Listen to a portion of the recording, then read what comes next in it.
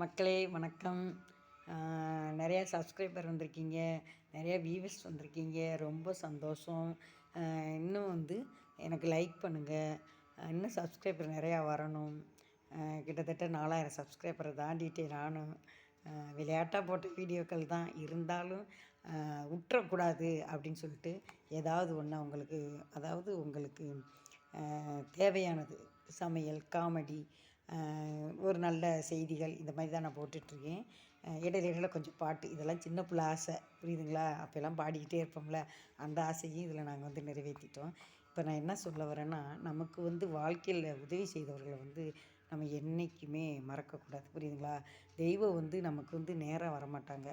இந்த மாதிரி மனிதர்கள் மூலியமாக தான் நமக்கு வாழ்க்கையில் உதவுவாங்க, புரியுதுங்களா? நான் திடீர்லாம் நாங்கள் வசதி வாய்ப்பாக வரலை. படிப்படியாக கஷ்டப்பட்டு ரொம்ப அடிபட்டு அப்புறம்தான் கடவுள் இப்படி நமக்கு ஒரு பொசிஷனை கொடுத்துருக்குறாரு. அப்போ நம்ம வாழ்க்கையில் முன்னுக்கு வரப்போ உதவி செய்தவங்கள மறக்கலாமா?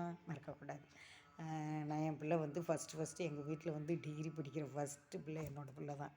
நாங்கள் 7 பேர் அக்கா தங்கை, அண்ணன் தங்கி, அக்கா தங்கச்சியில் ஃபஸ்ட்டு என்னோடய பிள்ளையை தான் நான் காலேஜில் சேர்த்தேன்.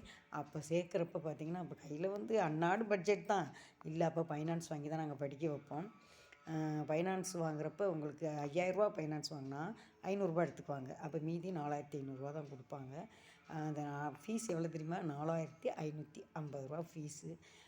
அப்போ போக்குவரத்துக்கு எங்ககிட்ட அப்போ காசு இல்லை, என்ன பண்ணுறது அப்படின்றோம். பக்கத்தில் இருக்கவங்ககிட்ட சொன்னோம். அவங்க ரொம்ப பாசமாக இருப்பாங்க, பிள்ளைய மேலேயும் பாசமாக இருப்பாங்க, என் மேலேயும் பாசமாக இருப்பாங்க. அந்த அம்மாட்ட சொன்னால், ஃபீஸுக்கு ரெடி பண்ணியாச்சு, நான் போக்குவரத்துக்கு தான் என்ன பண்ணுறது. ஏன்னு கேட்டிங்கன்னா, அப்போல்லாம் சேமிப்பெல்லாம் வைக்க முடியாது. ஏன்னா 3 பிள்ளைங்களையும் படிக்க வைக்கணும், 3 பிள்ளைங்களுக்கு செலவு போடணும். பார்க்குறவங்களுக்கு நம்ம நல்லா இருக்கிறோம் அப்படின்னு தான் தோணும். ஆனால் நம்ம குடும்ப சூழ்நிலை நமக்கு தானே தெரியும். அப்படி சூழ்நிலையில் அந்த அம்மா சொன்னாங்க, ஏண்டி என்கிட்ட வாங்கிட்டு போ, நீ அப்புறம் கொடு அப்படின்னு சொல்லி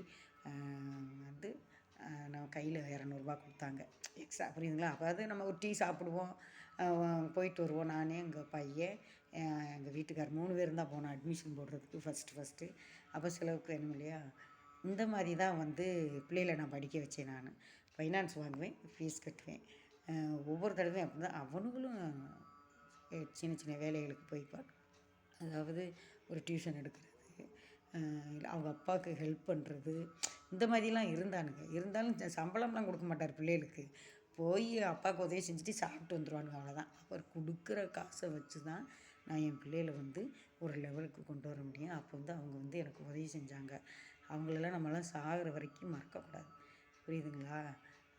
அவங்க அவங்களாம் நல்லா இருக்கணும், நல்லா இருக்காங்க. யார் ஒருவர் பிறருக்கு உதவி செய்கிறாங்களோ அவங்க என்றைக்குமே கஷ்டப்பட மாட்டாங்க. கடவுள் உயர்த்தி தான் வைப்பார். அதை தான் சொல்ல வரேன் நான். அடிக்கடி சிக்கனமாக இருக்குன்னு சொல்கிறதுக்கு காரணம் இதுதான். ஏதாச்சும் நம்ம ஒரு இடத்துல போட்டு வச்சுருந்தோன்னு வச்சுக்கோங்க, அந்த அவசர தேவைகளுக்கு நம்ம பயன்படுத்திக்கலாம். அப்போ அந்த மாதிரி சேமிப்பு வைக்க முடியாது. 3 பிள்ளைங்க படிக்கிறாங்க, அவங்க கொடுக்குற வருமானத்தில் அது உணவு கொடுக்கணும், துணிமணி கொடுக்கணும், அதில் தேவைகளை பூர்த்தி செய்யணுன்ட்டு இப்படி தான் ஓடிக்கிட்டு இருக்கோம். நம்மளும் எதுவுமே சொல்லப்போனால் பார்த்திங்கன்னா, ஒரு சின்ன தோடு கூட நான் வாங்க மாட்டேன். என் பிள்ளைங்க படிக்கணும், அவ்வளோதான். ஆடம்பரம்லாம் இருக்காது, சிம்பிளாக. பிறந்த நாளில் நாங்களாம் பிள்ளைகளுக்கு சாக்லேட்டை வாங்கி ஒரு 10 ரூபாய் கொடுத்து, தம்பி சாக்லேட் வாங்கி ஸ்கூலில் கொண்டு போய் கொடுத்துறியா அப்படிம்போம். அப்படி தான் அந்த பிள்ளைகளுக்கு ஒரு 10 பிள்ளைக்கு குடியா இனிப்பு கொடுத்தா போதும். கிராண்டாலாம் கொண்டாட முடியாது. ஏன்னு கேட்டிங்கன்னா, அப்போளுடைய சூழ்நிலை அப்போ. ஆனால் இப்போ என் பேத்திகளுக்கெல்லாம் சொந்த பந்தத்தை கூப்பிட்டு சாப்பாடு செஞ்சு போட்டு கேக் வெட்டி இப்போ கிராண்டாக கொண்டாடுறோம். ஆனால் அப்போ என்னோடய பிள்ளைகள் இருக்கிறப்ப கிராண்டாக கொண்டாட முடியாதுன்னா வருமானம் அப்படி.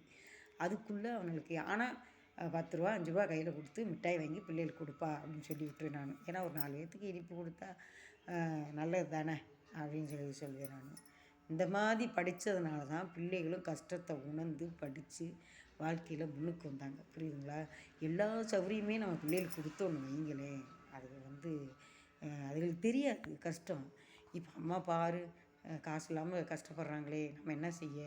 அப்போ நம்ம நல்லா படிக்கணும், நம்ம லைஃப்பை நம்ம செட்டில் பண்ணணும் அப்படிங்கிற எண்ணம் எப்போ வரும்னா அந்த பழக்க வழக்கத்தினால தான். அதுக்காண்டி தான் இந்த வீடியோ போட்டிருக்கேன். பாருங்கள், லைக் பண்ணுங்கள், ஷேர் பண்ணுங்கள், சப்ஸ்கிரைப் பண்ணுங்கள். நன்றி, வணக்கம்.